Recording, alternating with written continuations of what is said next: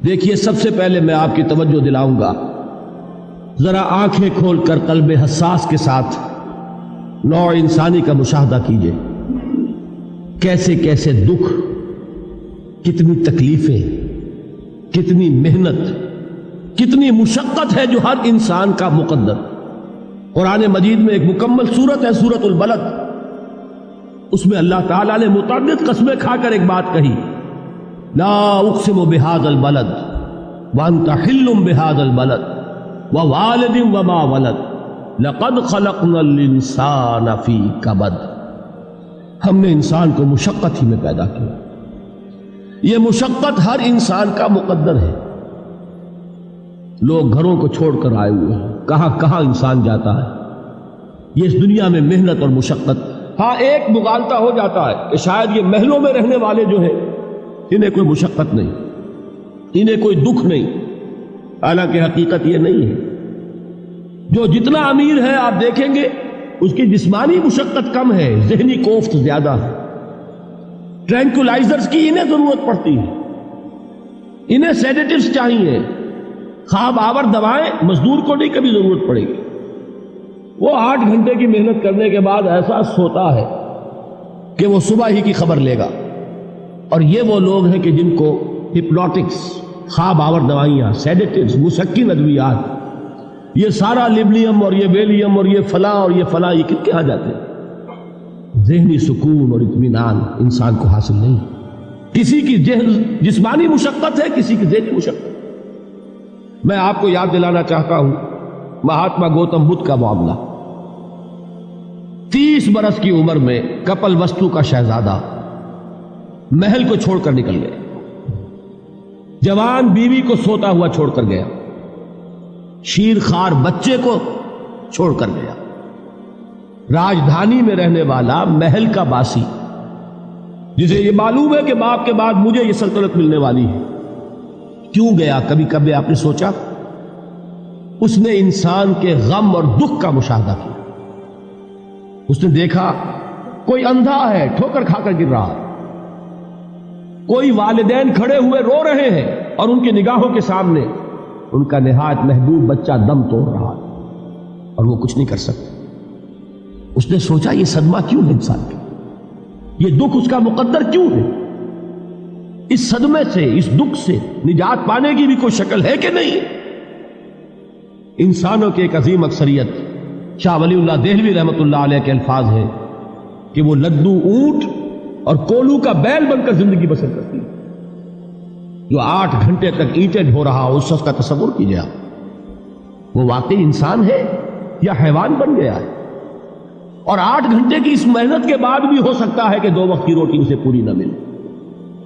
اور یہ تو ہو سکتا ہے، نہیں ہوتا ہے کہ اگر بچہ بیمار پڑ گیا ہے تو شاید کوئی برتن بیچے بغیر اس کی دوا کا سامان نہ کر سکے۔ ایسا شخص کتنے بوجھوں تلا دبا ہوا ہے، کتنی مشقت کے اندر پسا ہوا ہے۔ لدو اونٹ اور کولو کا بیل، انسانوں کی عظیم اکثریت اس سطح پر زندگی بسر کرتی ہے۔ لیکن آپ کو معلوم ہے کہ کولو کے بیل کے لیے مشقت ہی مشقت ہے، اس کے احساسات یہ نہیں ہیں جو کہ ان سے انسان کو جو صدمہ پہنچتا ہے۔ ایک بیل کو اس سے کوئی غرض نہیں کہ اس کا کوئی بچہ بھی تھا کہ نہیں تھا، اس کو کوئی بخار ہوا ہے یا کیا ہوا ہے، اس صدمے سے وہ بیل بچا ہوا ہے۔ گھوڑے کو کوئی پتہ نہیں کہ میرا بھی کوئی اولاد میری ہے یا نہیں ہے، اور مجھے اس کا کوئی صدمہ ہے یا دکھ ہے، کوئی پتہ نہیں۔ لیکن انسان کا معاملہ یہ ہے کہ والدین کو جو جو دکھ دیکھنے پڑتے ہیں اپنے بچوں کے لیے، اپنی اولاد کے لیے۔ رات کی نیند ہے حرام ہے اس لیے کہ بچہ بخار میں تپ رہا ہے یا درد سے تڑپ رہا ہے، لہذا نہ ماں سو سکتی ہے نہ باپ سو سکتا ہے۔ میں نے ایک موقع پر دیکھا، لاہور میں کیروسین آئل، اس زمانے میں ابھی سوئی گیس نہیں آئی تھی، اور اکثر و بیشتر جو ہے یہی مٹی کا تیل جو ہے ایندھن کے طور پر استعمال ہوتا تھا، اس کی شارٹیج ہو گئی تھی۔ تو کئی فرلانگ لمبی قطاریں لگتی تھی ان دکانوں کے باہر، ڈپوں کے باہر، اور ایسے منظر بھی کہ ایک خاتون برقع پوش، ایک گود میں بچے کو لیے ہوئے، ایک کی انگلی پکڑے ہوئے، بوتل ہاتھ میں لیے ہوئے تیل کے لیے، اور کئی گھنٹے کھڑی ہے دکان۔ یہ مشقت انسان جھیلتا ہے کہ نہیں؟ غالب نے اس کا نقشہ کھینچا ہے کہ رنج سے خوگر ہوا انسان تو مٹ جاتا ہے رنج. مشکلیں اتنی پڑی مجھ پر کہ آسان ہو. ہم بھول جاتے ہیں، ورنہ واقعہ یہ کہ قلب حساس ہو اگر، اور قید حیات و بند غم اصل میں دونوں ایک ہیں. موت سے پہلے آدمی غم سے نجات پائے کیوں؟ اچھا یہ تو ہوا لقد خلقنا الانسان فی کبد. حیوانات کا معاملہ ایک اور اعتبار سے آسان ہے. ان سے کوئی محاسبہ بھی ہے کیا؟ کوئی جواب دہی بھی ہے؟ کوئی ان کو اللہ کے حضور میں کھڑے ہو کر اپنے اعمال کا حساب بھی دینا؟ نہیں. انسان کی یہ ٹریجڈی ہے، یہ المیہ ہے انسان. اس کو بھی قرآن مجید کی ایک سورت میں قسمیں کھا کر اذا السماء انشقت، اس کے بعد کیا فرمایا؟ یا ایھا الانسان انک کادح الی ربک کدحا فملاقیہ. اے انسان، تیرا المیہ، تیری ٹریجڈی اس سے کہیں بڑھ کر ہے.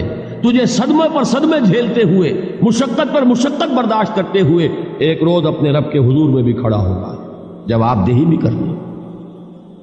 اس دن کے حساب سے، اس دن کے احساس سے جو بڑے بڑے ہماری امت کے عظیم جو گلے سرسبد ہیں، ان کا یہ حال آپ نے پڑھا ہوگا. حضرت ابوبکر صدیق رضی اللہ تعالی عنہ وہ ایک عجیب کیف کے عالم میں فرمایا کرتے تھے، کاش میں درختوں پر چہچہاتی ہوئی چڑیا ہوتا جس سے حساب کتاب نہیں ہوگا. کاش کہ میں گھاس کا تنکا ہوتا جو آج ہے اور کل آگ میں جلا دیا جاتا، ختم ہو جاتا، اس سے محاسبہ کوئی نہیں. وہ جس کے احساس سے کہ حضرت عمر جو ہے اپنے انتقال کے وقت سخت بے چین تھے. ان کے بیٹے حضرت عبداللہ ابن عمر رضی اللہ تعالی عنہما نے ان کا سر جو ہے وہ اپنے زانوں پر رکھ لیا تو کہا نیچے ڈال دو. ایک عجیب بے کلی اور بے چینی. انہوں نے کہا ابا جان آپ کیوں پریشان ہیں؟ آپ تو عشرہ مبشرہ میں سے ہیں، آپ کو تو اللہ تعالیٰ نے جنت کی بشارت حضور کے ذریعے سے اس دنیا میں دی. حضرت عمر فرماتے ہیں کہ خدا کی قسم اگر قیامت کے دن عمر برابر سرابر پر چھوٹ گیا تو بہت بڑی کامیابی تصور. یہ احساس جن کو ہوتا. حضرت علی کا حال کیا ہوتا ہے؟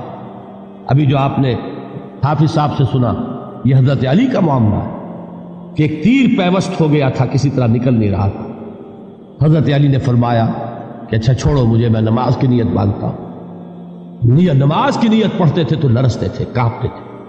کس کے سامنے کھڑا ہوں اور کس کے سامنے مجھے ایک دن جواب دہی کے لیے کھڑا ہونا ہوگا.